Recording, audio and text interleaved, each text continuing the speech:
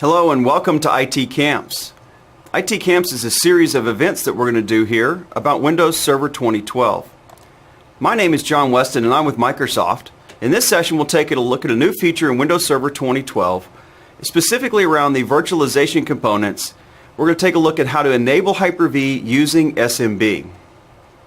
Our agenda for this session includes enabling Hyper-V over Server Message Block, or SMB. Then we'll take a look at why should you care about this feature and how you might want to deploy it in your environment. And then we'll take a little bit deeper look at the technical overview of this session. And then finally at the end of this session we'll take a short little second video where we'll get a demonstration of how to install this feature. So let's look at enabling Hyper-V over SMB. What is Hyper-V over SMB? Well, as we all know, SMB stands for Server Message Block. This is a protocol between two computers. Now we've got a new version, SMB 3.0, that's included by default with Windows Server 2012. This allows applications on the computer to read and write files and make request services from another server in the computer network. So it's a protocol. It's a way of two computers being able to communicate with each other. We have the new version. How does this work with Hyper-V? Well, Hyper-V, first off, is our virtualization solution that's built into Server 2012, and we have a brand new version of Hyper-V. With Hyper-V, you have guest operating systems that run on your server. Each guest operating system is stored in a separate physical file known as a VHDX file, or a storage area for those. Those files can get very, very large. So in a virtualization environment, you've got both the workload of the virtualization as well as the storage, the reads and writes of all that VHDX file. With this new feature, we have the capability now of offloading that storage to a file server that is not the same server that our virtualization is running on. So here we can store our virtual machine files, not only the VHDs and VHDXs, we can store the configuration and all the snapshots or the changes that happen to the virtualization over on a second server and have access to that using the SMB 3.0 protocol. Now this works in a standalone environment. It also works in a cluster, but I want to be really clear here. Clustering is not required to have this feature. You can do this in a standalone environment. This allows you to scale up your virtualization environment. We also can do this over what's called multi-channel, which we'll cover in a later module. So why should you care, or why do you care about enabling Hyper-V over SMB?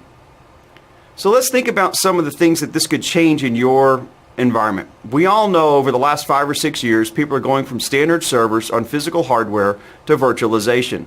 And people are getting much more dense number of servers in the physical footprint that they've got and the number of physical servers that they have. Now let's kind of take that and take it to the next level. So let's look at some of the features here. First is easing of provisioning and management. This allows you to take file servers instead of storage fabric or logical LUN numbers or having to spend and buy those expensive SAN storage. Okay, so you could actually store servers on other file servers and offload that process without having to buy expensive storage. You can use cheaply locally attached servers if you want. Increased flexibility. This gives you all kinds of capabilities to migrate virtual machines or databases over to another data center.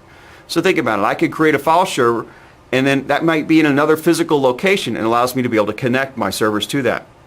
Allows you to take advantage of some of your existing investment in a converging network. So if you have some old hardware, maybe you can take advantage of that using this new feature. Also, you have the possibility of reducing capital expenditures. Instead of buying those expensive SAN storage, now you could have locally attached storage that you share out with SMB and run some of your virtual machines on that. And then finally, reduced operation expenditures. This is a feature of Windows. Okay, this is a feature of Server. So reduce your operating costs, but there's no special storage and no special storage expertise. You use the same skill set that you've got that people that know Windows. So now let's take a little bit more deeper technical view of how SMB works and how you would take advantage of that with Hyper-V. First off, before we can get into that, let's talk about the requirements that it takes to set this up. So first off, we're going to need one or more computer running Windows Server 2012 with file server role installed. That's real simple. When you install a server, go to the roles and features and add the feature of file services. Then we're going to need a second computer separate from that file server that's got the Hyper-V role installed. That's where our virtual machines will be installed. Now we do need Active Directory, so we've got to have Active Directory services. It doesn't have to necessarily be on this same server, but we do have to have a domain controller somewhere in the network, and these two servers do need to be a member of that domain. We do support standard configurations so that we can do a standalone. No high availability here, so it's no fault tolerance setup, but you can do this with locally attached, cheap, inexpensive drives. Or this also works in a failover cluster. Again, failover clustering is not required, but it is a great optional feature. So here's 3 examples of some common configurations that we see people starting to use with SMB and Hyper-V combination. First is a single node file server. As you see, we have Hyper-V parents. We've got all the disk storage that's connected to that. Lowest cost for share storage. Shares are not continuously available for fault tolerance. Dual node file servers. This again allows us to have our Hyper-Vs and being able to have low cost continuous storage available. And then kind of bringing it up to the next level, we end up with multi-node file servers. This is our highest scalability. It allows you to create very large environments, very dense environments. Yes, it does have a higher cost, but lower than doing everything with Fiber Channel or to another online storage system. So let's talk about the workflow of how we would install SMB. The first thing is you install that Hyper-V role, then you install the file services as we mentioned in the prerequisites. Then you create an SMB file share. I'll show you in the demo in a little bit later and actually the steps that go through to create this file share. It's really pretty simple. Then you want to create the virtual machine and the virtual machine hard disk. That's that VHDX file. And then you want to put that VHDX file on the share that you created in the SMB file share. Then you may want to migrate existing virtual machines that you have over to that file share. Allows you lots of flexibility where you store all this information.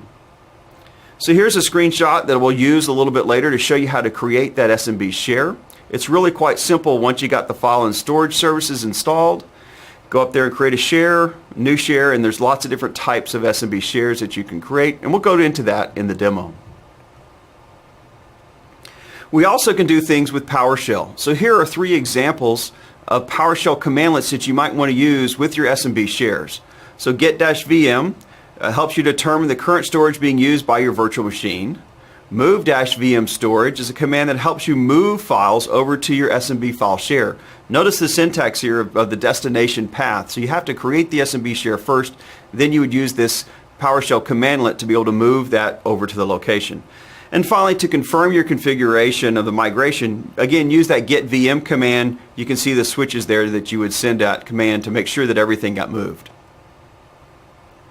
Again, we'll do the video here in just a minute, but before we get to the video in the demonstration in the second video, let's talk about your next steps. And we'll have a next steps in each one of the end of the sections.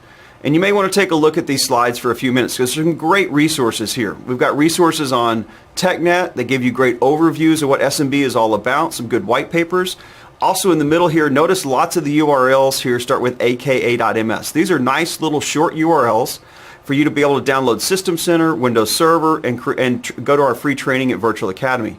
So for example, if you want to go look at Windows Server 2012 and get the free 180-day evaluation, go to aka.ms/HWWS2012 so you can go download the free copy of Windows Server 2012 and try this on your own. Our Virtual Academy is some great online free training. Anybody can go into there. It's a lot of free training in many different languages. So go out and check out Virtual Academy. So stay tuned for the next video where we'll show you how to do the demonstration of implementing SMB.